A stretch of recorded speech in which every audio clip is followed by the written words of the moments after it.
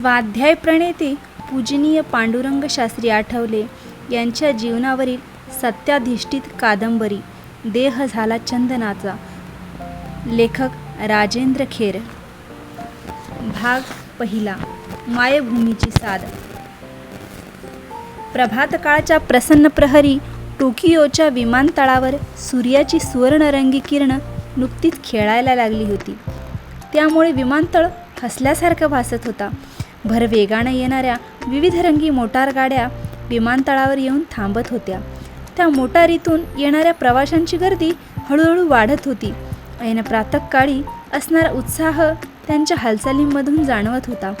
October महिन्यातल्या वाढत चाललेल्या उष्मांकडे त्यांचं लक्षही नव्हतं. त्यांचं लक्ष लागून राहिलं होतं आपापल्या फ्लाईटकडं. तेवढ्यात विमानतळावर एक विमान घरघर करीत येऊन थांबलं. त्या फ्लाईटची अनाऊन्समेंट सुरू झाली. त्या फ्लाईटच्या प्रतीक्षेत असलेल्या दुसऱ्या रांगेतले लोक तत्परतेने उठले. पासपोर्ट, तिकीटं यासाठी त्यांनी आपले खिसे चाचपल्यासारखे केले. त्या रांगेतल्या महिला, मुलंही उठली आणि सराईतपणानं रांगेतून चालायला लागली. त्या रांगेच्या टोकाला एका विजेरी पारदर्शक पेटीत त्या फ्लाईटचा नंबर डाव्या उजव्या बाजूला एकसारखा फिरत होता. फ्लाईटची अनाऊन्समेंट अधूनमधून चाललीच होती. त्या कक्षेतून रांगेत बाहेर पडणाऱ्या प्रवाशांचे पासपोर्ट, तिकीटं यांचं भराभर चेकिंग चाललं होतं. जणू कळसूत्री बाहुल्यांचा हातचालाखीचा खेळ चालला होता. जपानी माणसांच्या साऱ्याच हालचाली झटपट चालतात ही गोष्ट कुणाच्याही सहज निदर्शनास येत होती. फ्लाईटची वाट बघत स्वागतकक्षात बसलेले पांडुरंग शास्त्री आठवले शेजारी बसलेल्या मगनभाई शहांना म्हणाले, या जपानी लोकांच्या हालचाली किती झटपट होतात ते पहा. दुसऱ्यांच्या समोर कमरेत वागताना सुद्धा ते किती पटकन वागतात. मगनभाईंनी हसून म्हणाले, होय, अगदी कळसूत्री बाहुल्यांप्रमाणे वागतात. पांडुरंग शास्त्रींनी विचारलं, आता ही फ्लाईट कुठली चालली आहे? अमेरिकेची असावी. क्षणभर थांबून मगनभाईंनी त्यांच्याकडे बघितलं. मग ते म्हणाले, शास्त्रीजी, अमेरिकेची ऑफर मात्र तुम्ही विसरू नका हा. अहो, केवढा मोठा सन्मान मिळणार आहे तुम्हाला, आणि तोही ऐन 35शीत. कोणीही हिंदुस्थानी तत्ववेत्याला आजपर्यंत असा सन्मान मिळालेला नाही. म्हणून डॉक्टर कॉम्प्टन यांचा प्रस्ताव आपण मान्य करावा. हे बोलणं ऐकून पांडुरंग शास्त्री एकदम गंभीर झाले. बघता बघता आपल्या विचाराने गढून गेले. जपानमधला नुकताच घडलेला तो प्रसंग त्यांना आठवू लागला. 1954 सालच्या ऑक्टोबर महिन्यात जपानमध्ये द्वितीय विश्व तत्त्वज्ञान परिषद भरली होती. अमेरिकेतल्या इंटरनॅशनल फिलॉसॉफिकल सोसायटीच्या वतीनं त्या परिषदेचं आयोजन करण्यात आलं होतं. जगभरातून मोठमोठे तत्त्वचिंतक त्या परिषदेला आले होते. भारतातून पांडुरंग शास्त्री आठवले यांना मोठ्या सन्मानानं पाचारण करण्यात आलं होतं. प्रारंभी अन्य तत्त्वचिंतकांनी त्यांची उपेक्षाच केली होती, परंतु ती परिषद जसजशी शेवटाला गेली तसतशी पांडुरंग शास्त्रींच्या ठायी असलेल्या असामान्य बुद्धिमत्तेची त्यांना कल्पना येऊन चुकली.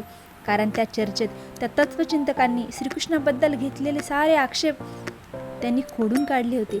एवढंच नव्हे तर श्रीकृष्णाच्या अवताराची महती सांगून त्यांना पटवून दिली. श्रीकृष्णाचं अर्थशास्त्र, मानसशास्त्र आणि समाजशास्त्र त्यांना समजावून दिलं होतं. भक्ती ही एक सामाजिक शक्ती आहे, त्यासारखे अनेक नवनवे विचार त्यांनी मांडले होते. पांडुरंग शास्त्रींच्या बोलण्या चालण्यानं इतर तत्त्वचिंतकांप्रमाणे डॉक्टर कॉम्प्टन अतिशय भारावून गेले होते. त्यांनी असामान्य बुद्धिमत्ता, तेजस्वी आणि तडफदारपणा पाहून त्यांचा पांडुरंग शास्त्रीविषयींचा आदर द्विगुणित झाला होता. डॉक्टर कॉम्प्टन यांनी तेव्हाच त्यांची योग्यता जोखली होती. परिषदेची सांगता झाल्याबरोबर डॉक्टर कॉम्प्टन त्यांच्याजवळ आले आणि म्हणाले, आपल्याबद्दल मला फार आदर वाटतो. तुमच्या प्राचीन संस्कृतीचा आधार घेऊन तुम्ही अखिल मानवजातीच्या कल्याणासाठी निश्चितच कार्य करू शकाल, याशिवाय मला मुळीच शंका वाटते. इंडिव्हिज्युअल गॉड ही अनुभूती आहे असं मी आजपर्यंत समजत होतो, पण ते एक इन्स्ट्रुमेंटही आहे. ही संकल्पना तुम्ही मांडलीत, हा कॉन्सेप्ट सांगायला तुम्ही अमेरिकेत या. यावर पांडुरंग शास्त्री काहीच बोलले नाही. तेव्हा डॉक्टर कॉम्प्टन पुढे म्हणाले, आपल्यासमोर मी एक प्रस्ताव ठेवतो, त्याचा आपण निश्चित स्वीकार कराल असा विश्वास वाटतो. कसला प्रस्ताव? काही क्षण थांबून डॉक्टर कॉम्प्टन म्हणाले, तुम्ही अमेरिकेत या 5 वर्षासाठी. तिथे आम्ही पाहिजे ते सहाय्य तुम्हाला देऊ. तिथे तुमची सर्व काही व्यवस्था होईल, पण त्याशिवाय तुमच्या भारतातल्या अकाउंटमध्ये वर्षाकाठी 1 लाख रुपये जमा होतील. अमेरिकेत सर्व सुखसोयींमध्ये राहून तुम्ही मानवतेचं कार्य करा. केवढी मोठी ऑफर होती ती. कुणीही ती तात्काळ मान्य केली असती. त्यांच्या बोलण्यावर पांडुरंग शास्त्री अधिक काही बोलले नाहीत. डॉक्टर कॉम्प्टन यांच्याकडे बघून त्यांनी मंद स्मित केलं. त्यावेळी त्या ज्ञाननिष्ठ आणि तपोनिष्ठ कर्मयोग्याची मुद्रा डॉक्टर कॉम्प्टन यांना ती अतिशय तेजपुंज भासली. त्यांच्या निळसर रंगाच्या नेत्रामधलं तेजोवलय त्यांना स्पष्टपणाने दिसलं. त्या तेजोवलयांनी त्यांचे डोळे दिपले. त्यांच्या दृष्टीला दृष्टी देणं डॉक्टर कॉम्प्टनांना शक्य झालं नाही. ते काही बोलणार एवढ्यात पांडुरंग शास्त्री म्हणाले, तुमची ऑफर मला समजली. भारतात गेल्यानंतर मी माझा निर्णय तुम्हाला कळवीन.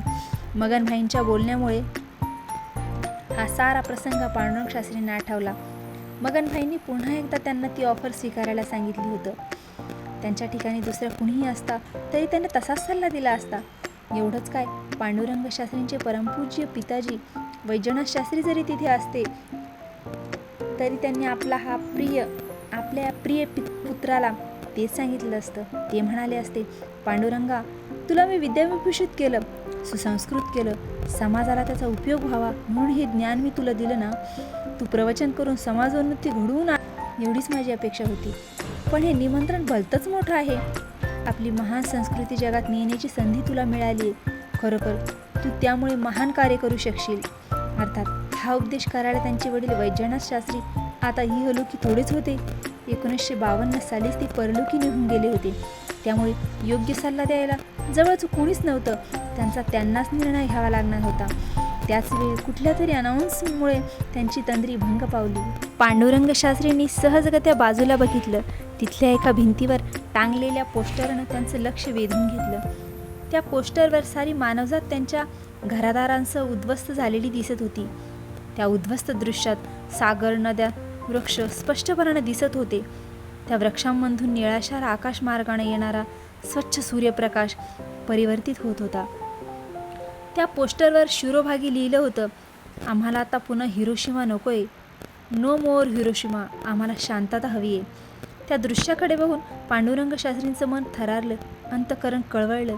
ते मनाशी म्हणाले, आज 1954 सालचा ऑक्टोबर महिना, म्हणजे बरोबर 9 वर्षापूर्वी जपानच्या हिरोशिमा, नागासाकी या 2 शहरांवर ते विध्वंसक बॉम्ब पडले. त्या अघोर घटनेपासून युद्ध थांबलं. पण शांतता लाभली का? नुसती पोस्टर्स लावून शांतता मिळेल का? कदापि नाही. त्यासाठी माणूस बदलला पाहिजे. पांडुरंग शास्त्रींचे हे विचार योग्यच होते, कारण पाश्चिमात्य राष्ट्रांनी शांततेसाठी भ्रष्ट मार्गाचा अवलंब केला होता. तुम्हाला शांतता हवी असेल तर युद्धाला सज्ज व्हा, या इंग्रजी म्हणाला शिरोधार्य मानून जपानसह युरोपमधल्या अनेक राष्ट्रांनी महायुद्धात पटापट उड्या घेतल्या होत्या. 3 सप्टेंबर 1939 साली सुरू झालेल्या या महायुद्धानं 6 ऑगस्ट 1945ला ज्वालामुखीचं शिखर गाठलं होतं.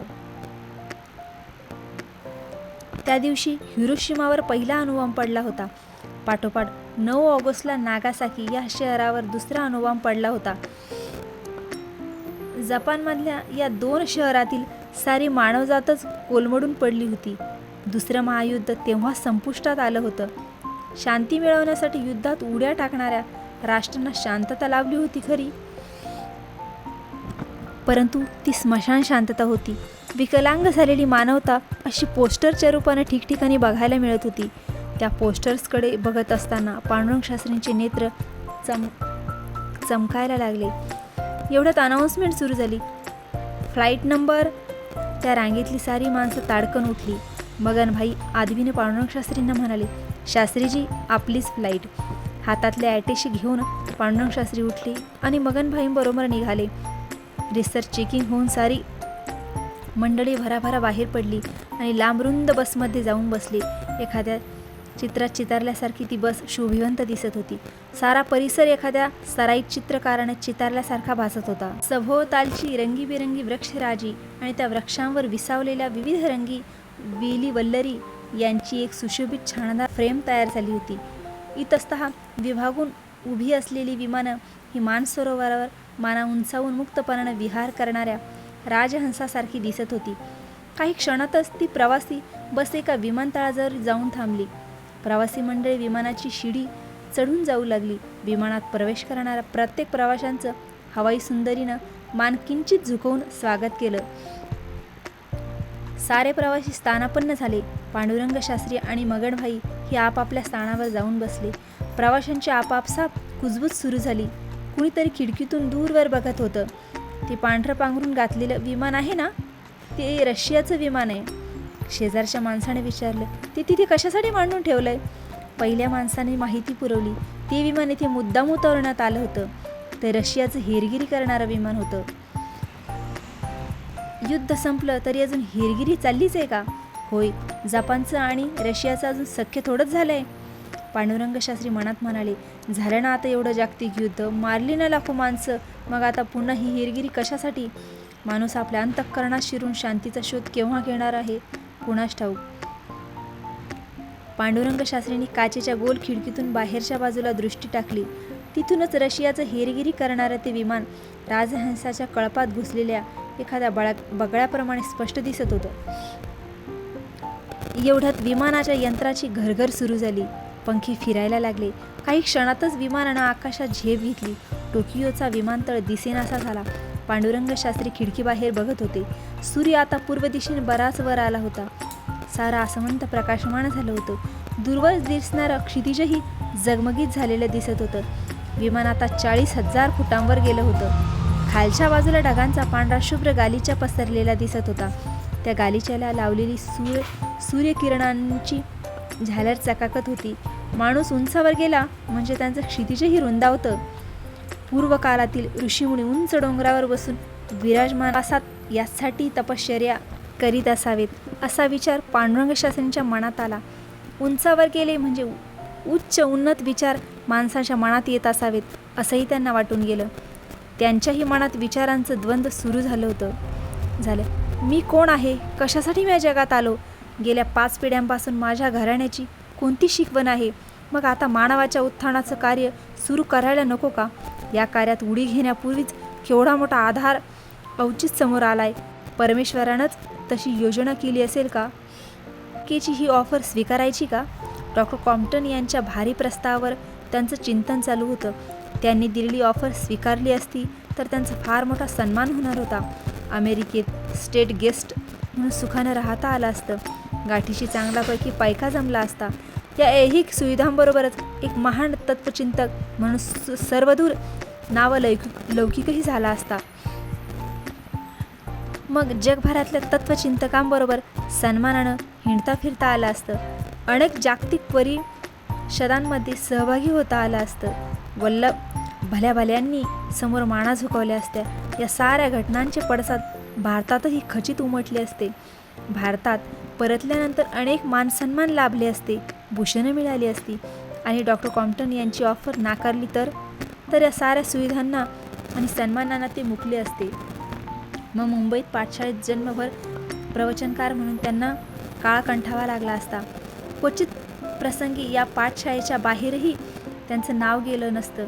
कितीतरी वेळ पांडुरंग शास्त्री अशा प्रकारच्या विचारात गढून गेले होते. तेवढ्यात दुपारच्या जेवणाची वेळ झाली. समोरच्या पिशवीतून थाळ्या बाहेर निघाल्या. होस्टेस लंच घेऊन आली. जेवणाच्या वेळी जी काय थोडीफार गडबड झाली असेल तेवढीच. मग पुन्हा शांतता पसरली. काही मंडळी आपल्या आसनावर रेलून बसली तेव्हा त्याच्या आसनांच्या पाठीमागचा भाग सरकला. कित्येक प्रवासी बाहेर बघत होते तर कित्येकांची डोळे मिटून तंद्री लागली होती. पोटात 2 घास गेल्यामुळे बहुतेक सारे प्रवासी पेंगुळलेले होते. त्यांच्या फुसफुसत्या गप्पा गोष्टी मंदावल्या होत्या. एकसुरी नादात विमान चाललंच होतं. विमानाचा तो एकसुरी नादमय सूर अनाहत ध्वनीसारखा वाटत होता. त्या अनाहत ध्वनीच्या नादात पांडुरंग शास्त्री पुन्हा त्या विचारांच्या नादात गुंगून गेले. सूर्य आता बराच मावळतीकडे झुकला होता. पश्चिम क्षितिजावर त्याच्या तांबूसवर्णी सुवर्ण किरणांचा खेळ चालला होता. सूर्यकिरण खाली खाली सरकत असताना क्षितिजाच्या विस्तीर्ण पठारावर त्या किरणांचं नर्तन चालल्याचा भास होत होता. संध्याछाया पूर्वेकडे लांबवर पसरलेल्या दिसत होत्या. पश्चिम दिशेला ज्या ठिकाणी दृष्टी स्थिरावत होती त्या ठिकाणी डोंगराचा एक उंच झुळका आणि खाली खोल दरी दिसत होती. सूर्याच्या सायंकालीन किरणांनी त्या दरीत सुवर्णरंगी रांगोळी रेखली होती. काही कालानंतर हाँगकाँग जवळ आल्याची घोषणा सुरू झाली. हवामानाचे आकडेच सांगितले गेले. विमानाची गरगर थोडी कमी झाली. विमान जेव्हा हाँगकाँगच्या विमानतळावर उतरायला लागलं तेव्हा पूर्व दिशेकडून चंद्रबिंब नाचत वरवर येताना दिसलं. वर आकाशात चंदेरी प्रकाश पसरला तेव्हा हाँगकाँगचा विमानतळ विद्युत दीपांनी जगमगून गेला होता. व्यापाराच्या काही कामानिमित्त मगनभाई हाँगकाँगला उतरणार होते. पांडुरंग शास्त्रींचा निरोप घेताना मगनभाई म्हणाले, मी मुंबईला लवकरच येईन, त्यावेळी भेट होईलच. त्यांच्याकडे स्नेहभावाने बघत पांडुरंग शास्त्री म्हणाले, भेट घेण्याची घाई करू नका, आधी आपलं काम मग भेट. मगनभाई निघून गेले. पांडुरंग शास्त्रींना आता पुन्हा त्यांच्या त्या विचारांची सोबत उरली. पुन्हा त्यांचं विचारचक्र सुरू झालं. हाँगकाँगच्या धावपट्टीवरून विमानाचं उड्डाण केलं तेव्हा तिन्ही सांज केव्हाच टळून गेली होती. खिडकीतून विमानतळाच्या बाजूला विद्युत दीपांचा जगमगाट अजूनही डोळ्यात भरत होता. मध्यरात्रीपर्यंत हा जगजगाट वाढतच जाणार होता, कारण हाँगकाँगमधले व्यवहार उत्तर रात्री उत्तरोत्तर रंगत जातात. मध्यरात्री तिथलं मिडनाईट मार्केट जगमगत असतं. समुद्र किनाऱ्यालगतच्या शेकडो बोटींमधून पाझरणारा प्रकाश उंचावरूनही दिसत होता. पांडुरंग शास्त्रींचं मात्र कुठेही लक्ष नव्हतं. विमानानं आकाशात झेप घेतल्यानंतर त्यांच्या मनातले विचार आणखी उफाळून वर आले. चंद्र आता बराच वर आला होता. क्षितिजाच्या कडा रुपेरी रंगानं उजळल्या होत्या, परंतु तिकडेही त्यांचं लक्ष नव्हतं. माणूस आपल्या अंतरंगात डोकावून बघू लागला म्हणजे सारे बाह्य व्यवहार दिसेनासे होतात. आता मगनभाई बोलायला जवळ नव्हते, परंतु अमेरिकेच्या ऑफरबद्दल त्यांना केलेलं बोलणं मात्र त्यांच्या मनात घोळत होतं. त्या विचारांच्या भोवऱ्यात त्यांचं मन एकसारखं गरगरत होतं. त्यांच्या मनात कल्लोळ माजला होता. पांडुरंग शास्त्री मनाशी म्हणत होते, मगनभाईंप्रमाणेच इतरांनाही मी अमेरिकेचं निमंत्रण स्वीकारावं आणि अमेरिकेचं समृद्ध जीवन उपभोगून माणसाला देव जागवावा असं वाटणं स्वाभाविक आहे. मी स्वतः सुखी व्हावं असंच या सर्वांना वाटतं, पण मला फक्त माझं सुख बघायचं आहे का? तिकडे जाणं माझी चैन होईल, पण ते माझं इतिकर्तव्य आहे का? आजपर्यंत मी एवढं ज्ञान कशासाठी संपादन केलं? संस्कृतीचे किरणही ज्यांच्यापर्यंत पोचले नाहीत त्यांच्यासाठी हे ज्ञान उपयोगात नको का आणायला? या देशात विचारांची चणचण नाही असं असूनसुद्धा माणसामधले भेद नष्ट झाले नाहीत, उलट भेदभाव वाढतोच आहे. समाजात हॅव आणि हॅव नॉट राहणारच, पण या हॅव नॉट ना समाजानं दीन दुबळा आणि लाचार करून टाकलाय. हे चित्र बदललं पाहिजे. असमर्थाची अस्मिता जागृत केली पाहिजे. त्यांचं मानसिक दैन्य दूर केलं पाहिजे. अंधारातून प्रकाशाच्या मार्गावर जाण्यासाठी आजवर पुष्कळ विचारमंथन झालं, पण आता प्रत्यक्ष प्रयोग करण्याची वेळ आलेली आहे. हे प्रयोगच या अमेरिकना दाखवीन. अमेरिकेत जाऊन मग मी काय साध्य करणार? डोळ्यांनी बघतो, ध्वनी परिसतो, कानी पदी चालतो, जिभेने रस चाखिते, मधुरही वाचा मुखी बोलतो, हाताने बहुसाळ कामं करतो, विश्रांतीही घ्यावया घेतो झोप, सुखी फिरून उठतो ही ईश्वराची दया. ही आमच्या सामान्य शेतकऱ्यालाही माहिती आहे, पण त्या लोकांना हे कसं कळणार? मग कशासाठी तिकडे जायचं? विमान कलकत्त्याच्या डमडम विमानतळावर उतरून पुन्हा मुंबईकडे झेपावलं तरी पांडुरंग शास्त्रींच्या मनातले विचार संपले नव्हते. त्या विचारात मग्न असताना त्यांचा खालचा ओठ आवळला गेला होता. नेपोलियनसारखा विशिष्ट प्रसंगी अंतर्मुख झाल्यानंतर अशा तऱ्हेने ओठ आवळून धरण्याची नेपोलियनांची पद्धत होती. त्या दोघात फरक एवढाच होता, नेपोलियनला सत्ता आणि शस्त्र यांच्या बळावर मनुष्य जातीतील भय करायचं होतं, तर पांडुरंग शास्त्रींना प्रेम आणि भक्ती यांच्या बळावर अखिल मानवाचं उत्थान करायचं होतं. मानव जातीचं भलं करण्यामागे नेपोलियनचा स्वार्थ दडलेला होता, तर पांडुरंग शास्त्रींना हे सारं निस्वार्थ बुद्धीनं करायचं होतं. ओठ आवळण्याच्या पद्धतीतून नेपोलियनचं युद्धप्रेम प्रकट व्हायचं, तर पांडुरंग शास्त्रींचं माणूसप्रेम दुग्धोचर होत होतं. त्याच माणूसप्रेमातून आताही त्यांचं विचारमंथन सुरू झालं. माझ्या मायदेशात राहून मी जर कार्य करू लागलो तर लोक मला काय प्रवचनकार म्हणतील? म्हणू देत, पण मी इथेच राहीन, गाव उठवीन, माणसं तयार करीन, माणसातलं सुप्त चैतन्य जागृत करीन. गीतेचं तत्त्वज्ञान जर इतकं तेजस्वी आहे तर माझ्या बांधवांचे चेहरे असे निस्तेज का? मी त्यांना गीतेचा प्रकाश दाखवीन. माझ्या परमप्रिय देशातल्या माणसाची आज काय अवस्था झालेली आहे? माझा माणूस दिशाहीन बनलाय, भरकटलेला आहे, स्वातंत्र्यप्राप्तीनंतर त्यांच्या डोळ्यासमोर कसलंही उद्दिष्ट राहिलेलं नाही. तो आत्मविस्मृत बनला आहे. माझ्या सनातन उज्ज्वल वैदिक परंपरेची त्याला विस्मृती होत चाललेली आहे. एवढंच नाही तर त्या परंपरेचा सूक्ष्म अर्थ जाणून न घेता तो आपल्याच प्राचीन वाङ्मयावर टीकास्त्र सोडू लागलाय. दुष्ट चालीरीती आणि भ्रष्ट कर्मकांड यांच्यात तो पुरता गुरफटलेला आहे. जातीभेदांचं भूत त्यांच्या मानगुटीवर बसलेलं आहे. ते भूत काही केलं त्यांच्या मानगुटीवरून उतरत नाही. ते उतरवण्याची कोणाला इच्छा नाही. माझा हरिजन बांधव अजून गावाकोसाबाहेर पिचत पडलाय. कुणी ठेवलाय त्याला तिथे आणि कशासाठी? त्याचं सारं जीवनच मृतवत बनलेलं आहे, जिवंत असून मेल्यासारखं. बिचारे जिवंतपणीच नरके यातना भोगतायत. या मातीवर सर्वांचा समान हक्क असताना त्यांना काहीसुद्धा करता येत नाही. आणि किती दिनवाने होऊन आले आहेत. पहा, हा रघुबा कसा खेकसतोय त्यांच्या अंगावर. त्यांच्या डोळ्यासमोर एकदम रोह्यातला रघुबा दिसायला लागला. कुठल्या तरी मंगल कार्याच्या जेवणावळी उठल्यानंतर दाराशी आल्या हरिजनांच्या अंगावर उष्ट्या पत्तारवळी फेकणारा. त्या उष्ट्या पत्रावळीतील शीत वेचण्यासाठी सुद्धा त्या काळात हरिजनांमध्ये घेमारी व्हायची. त्या धांदलीत भुकेलेल्या श्वानांप्रमाणे लाचार होऊन ते माणूस नावाचे प्राणी परस्परात झुंजायचे. दृश्य खरोखरच केविलवाणं असायचं. पण रघुबा त्यांच्या अंगावर खेकसायचा. ए, पायरी टाकू नका, पायरी चढू नका, खाली व्हा, असं म्हणून पुन्हा उष्ट्या पत्रावळी त्यांच्या अंगावर भिरकावून द्यायचा.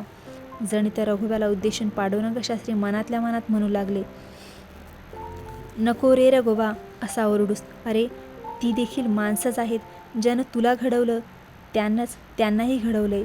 मग भेद कुठे आला रे? या विश्वात फक्त परमेश्वरच उपकार करू शकतो, दुसरं कुणीच नाही. मग तू उपकाराच्या भावनेने त्यांना कशाला उष्ट अन्न देतोस? त्यांना द्यायचं असेल तर सर्वांच्या आधी दे. त्यांच्या दीनवाण्या अवस्थेकडे बघून तरी तुझं अंतःकरण द्रवत कसं नाही? काय अवस्था केली आहे रे यांची समाजानं. कुत्र्या मांजरासारचं जीणंसुद्धा यांच्यापेक्षा चांगलं. काय चाललंय माझ्या मातृभूमीत? माझ्या भरतभूमीला हेच चित्र अपेक्षित होतं का? अरे, एक वेळ त्यांना काही दिलं नाही तरी चालेल, पण उष्ट देऊ नका. द्यायचंच झालं तर त्यांना प्रेम द्या. त्याचसाठी ते बिचारे भुकेलेले आहेत. मी भागवीन त्यांची भूक. मी देईन त्यांना प्रेम. आज ते दुःखाच्या खाईत पिचत पडलेले आहेत.